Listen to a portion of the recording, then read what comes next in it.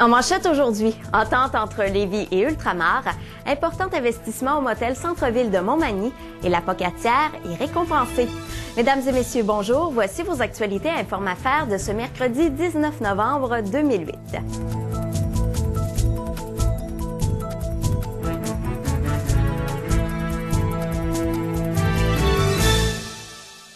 La ville de Lévis et Ultramar ont signé récemment deux ententes importantes relativement à la construction du pipeline qui reliera la raffinerie Jean Gaulin à Montréal et un second qui permettra à l'entreprise de s'impliquer dans le milieu lévisien. Concernant le pipeline, il y a eu entente sur l'élaboration d'un plan d'urgence, la protection de la prise d'eau potable et la profondeur d'enfouissement. Des probabilités d'événements d'accidents extrêmement faibles. Par contre, étant donné que la ville a sa prise d'eau sur la rivière Chaudière, elle voulait s'assurer que s'il y avait un événement, les précautions seraient prises de façon à éviter la contamination.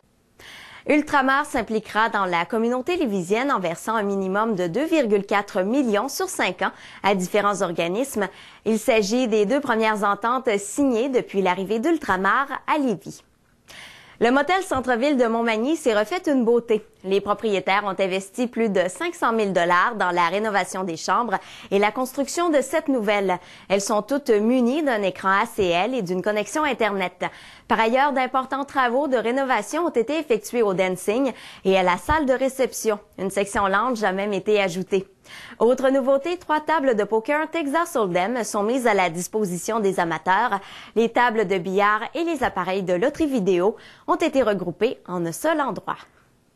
Et les nombreuses initiatives prises par la ville de la Pocatière en matière d'environnement lui a permis de se distinguer dans le cadre de la Semaine québécoise de réduction des déchets. À chaque année, un défi est lancé à toutes les municipalités du Québec. Cette année, 35 ont répondu à l'appel. La Pocatière s'est distinguée en remportant la mention honneur de ce défi. De nombreuses activités avaient été organisées dans le cadre de la semaine, notamment des ateliers dans les écoles en collaboration avec l'organisme Coeco et aussi la tenue d'un kiosque aux Galeries La Pocatière. Les nombreuses initiatives environnementales déjà prises par La Pocatière ont aussi contribué à l'obtention de cette première position. Voilà, c'est ce qui complète les actualités Inform-Affaires de ce 19 novembre 2008. Bonne journée et à demain.